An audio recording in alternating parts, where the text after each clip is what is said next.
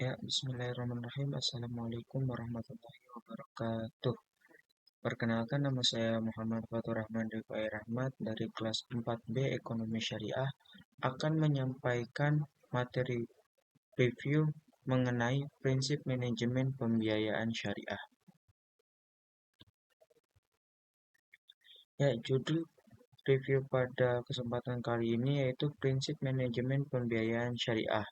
Jurnalnya Iqtisaduna volume 6 nomor 1 halaman 82 sampai 97. Tahun penerbit tahun 2017. Penulisnya yaitu Erlindawati, reviewernya saya sendiri Muhammad Fatur Rahman DPI Rahmat, dan tanggal reviewnya tanggal 9 Mei 2023. Terkait pembahasan yang akan saya bahas yaitu yang pertama pendahuluan, yang kedua isi, yang ketiga kontribusi akademik, yang keempat kelebihan dan kelemahan penulisan, yang kelima kesimpulan, yang keenam daftar pustaka. Kita awali dengan abstrak. Penulisan ini bertujuan untuk mengetahui mengenai materi prinsip manajemen pembiayaan syariah. Peran utama lembaga keuangan adalah menghimpun dana dari masyarakat dan mendistribusikannya kepada orang-orang yang membutuhkan. Sebagian besar lembaga keuangan masih melakukannya bergantung pada sumber pendapatan utamanya dari kegiatan keuangan. Lembaga keuangan adalah perusahaan yang beroperasi pembiayaan dan jasa keuangan lainnya. Bank juga dikatakan sebagai lembaga yang terpercaya bisnis untuk saat ini. Pendapatan bank berasal dari penyaluran pembiayaan. Kita masuk ke yang pertama yaitu pendahuluan. Kegiatan perbankan dalam kehidupan bernegara merupakan salah satu faktor yang mempengaruhi pembangunan, karena merupakan organisasi yang menghimpun uang dari masyarakat dalam bentuk simpanan dan memberikan kembali kepada masyarakat dalam bentuk kredit atau pembiayaan. Bank syariah adalah perantara keuangan yang dalam operasionalnya tidak mengandung unsur yang dilarang oleh Islam, yaitu maisir, goror, dan riba. Bank sebagai perantara lembaga jasa keuangan yang misi utamanya adalah menghimpun dana dari masyarakat. Diharapkan dana tersebut dapat memenuhi kebutuhan dana yang tidak dapat disediakan oleh dua lembaga sebelumnya, baik pemerintah maupun swasta. Dengan mentransfer uang, bank syariah berinvestasi dan pembiayaan. Disebut investasi karena prinsip yang digunakan adalah prinsip investasi atau penyertaan, dan keuntungan akan diperoleh sesuai dengan kinerja badan usaha yang menjadi subjek penyertaan menurut tingkat keuntungan penyertaan yang telah disepakati sebelumnya. Disebut finance karena bank syariah menyediakan modal untuk membiayai kebutuhan nasabah yang membutuhkan dan berhak mendapatkannya. Dua fungsi utama bank adalah memobilisasi modal dan mentransfer modal. Terdapat perbedaan mendasar dalam penyaluran dana pada bank konvensional dan syariah, baik dari segi nama, akad, maupun transaksi. Pembiayaan merupakan kegiatan yang sangat penting karena pendanaan merupakan sumber pendapatan utama dan menunjang kelangsungan operasional perbankan. Oleh karena itu, pengelolaan keuangan Islam yang baik diperlukan agar penyampaian atau dalam hal ini pembiayaan kepada klien menjadi efisien dan operasi sesuai dengan tujuan bisnis dan hukum Islam itu sendiri. Baik, kita ke isi materi, yaitu pengertian pembiayaan. Istilah keuangan pada dasarnya berarti I believe, I trust, saya percaya atau saya menaruh kepercayaan. Kata pembiayaan berarti kepercayaan, berarti lembaga keuangan sebagai sahibul mal, kepercayaan seseorang untuk melaksanakan tugas yang dipercayakan. Dana harus digunakan secara wajar dan adil, serta harus disertai syarat dan ketentuan yang jelas dan saling menguntungkan. Pembiayaan di bidang perbankan adalah penyediaan uang atau tagihan yang dipersamakan dengan itu berdasarkan kontrak atau perjanjian pinjaman antara lembaga keuangan dengan pihak lain yang mewajibkan peminjam untuk mengembalikan pinjaman setelah jangka waktu tertentu. Pembiayaan dalam perbankan syariah adalah penyediaan dana atau tagihan yang dipersamakan dengan itu berupa transaksi bagi hasil, transaksi sewa dengan opsi perpindahan hak milik, transaksi jual beli, transaksi pinjam, dan transaksi multijasa. Dengan demikian, dalam praktiknya, pembiayaan adalah penyerahan nilai ekonomis sekarang atas kepercayaan dengan harapan mendapatkan kembali suatu nilai ekonomis yang sama di kemudian hari. Suatu tindakan atas dasar perjanjian yang dapat perjalanan tersebut terdapat jasa dan balas jasa, yang keduanya dipisahkan oleh unsur waktu. Pembiayaan adalah suatu hak dengan hak mana seorang dapat mempergunakannya untuk tujuan tertentu dalam batas waktu tertentu atas pertimbangan tertentu pula. Yang selanjutnya ada unsur pembiayaan. Unsur pembiayaan itu yang pertama ada dua pihak. Adanya keyakinan sahibul mal pada mudorib, adanya kesepakatan, terjadinya perpindahan barang, adanya unsur waktu, ada faktor risiko baik sahibul mal maupun mudorib. Tujuan pembiayaan yang pertama itu profitability. Untuk memperoleh hasil dari pembiayaan berupa keuntungan yang diraih bagi keuntungan usaha yang dikelola bersama nasabah.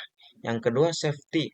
Keamanan dari prestasi atau fasilitas yang diberikan harus benar-benar terjamin sehingga tujuan dari profitability dapat tercapai. Ada tiga hal utama yang terlibat dalam setiap pemberian pembiayaan yang akan mencakup pemenuhan, yaitu lembaga keuangan selaku mudorib atau sohibul mal, yang kedua nasabah selaku sohibul mal atau mudorib, dan yang ketiga negara selaku regulator. Fungsi pembiayaan. Pembiayaan dapat meningkatkan utilitas modal, pembiayaan dapat meningkatkan kegunaan dari suatu barang, pembiayaan yang meningkatkan sirkulasi dan arus kas, pembiayaan sebagai alat stabilitas ekonomi, pembiayaan menciptakan kegembiraan untuk usaha masyarakat, pembiayaan sebagai pintu gerbang untuk meningkatkan pendapatan nasional, dan pembiayaan sebagai instrumen hubungan ekonomi internasional. Nah, selanjutnya itu prinsip pembiayaan dalam syariah. Prinsip bagi hasil. Prinsip bagi hasil itu ada tiga, yaitu mudorobah, musyarakah, dan muzaroah. Prinsip jual beli ada bai al-murabahah, bai al-muqayyadah, bai al-mutlaqah, bai as-salam, dan bai al-istisna. Prinsip sewa menyewa ada akad ijaroh dan akad ijaroh muntahiyah bitamlik. Yang selanjutnya jenis-jenis pembiayaan. Yang pertama pembiayaan menurut tujuan.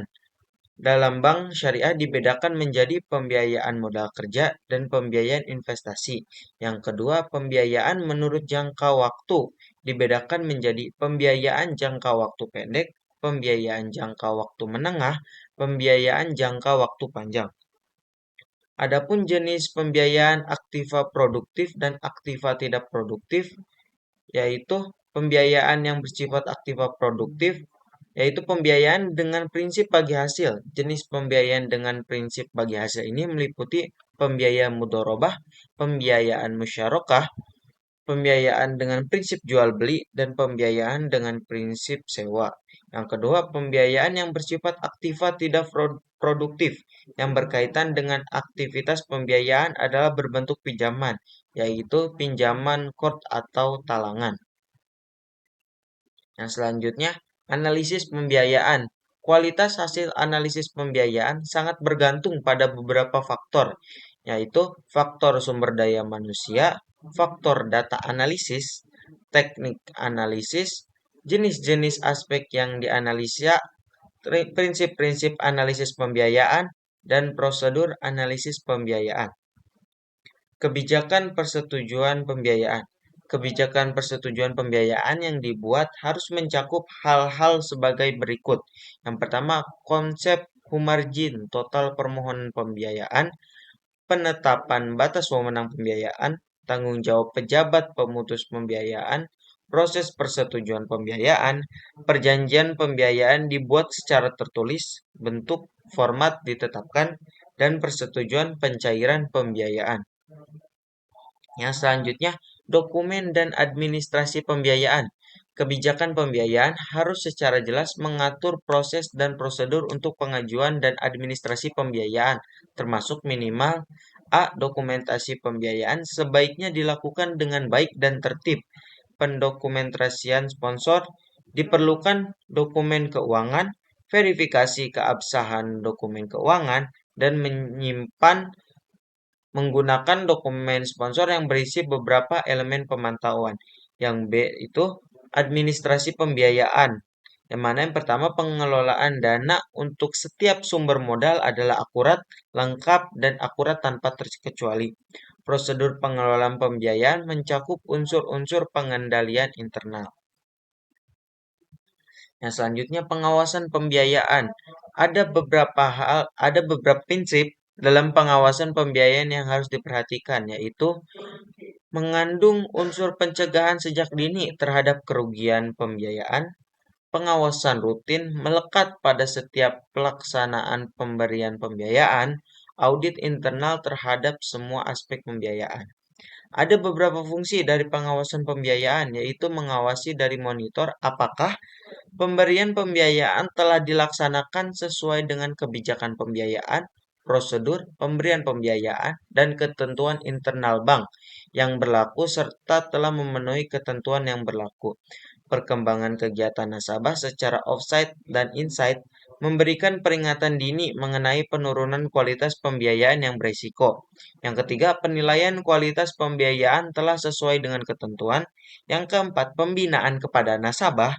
Kelima, secara khusus kebenaran pemberian pembiayaan dan nasabah-nasabah besar tertentu apakah telah sesuai dengan kebijakan pembiayaan yang berlaku. Yang keenam, pelaksanaan pengadministrasian dokumen pembiayaan. Dan yang ketujuh, memantau kecukupan jumlah penyisihan penghapusan pembiayaan.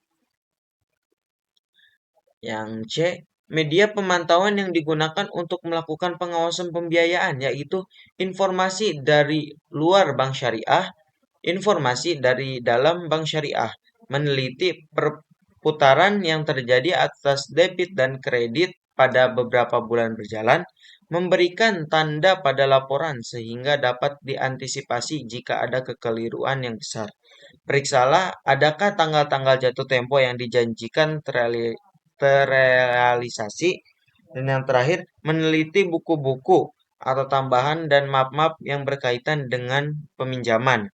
Yang D, kunjungan pada peminjam. Tujuannya adalah untuk mempertimbangkan dan memantau efektif dana yang dimanfaatkan peminjam.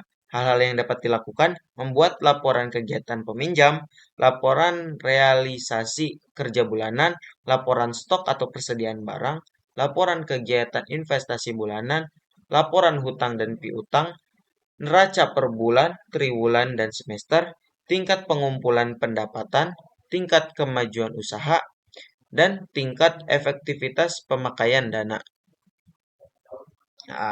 Yang selanjutnya, penyelesaian pembiayaan bermasalah. Yang pertama itu pendekatan pembiayaan bermasalah.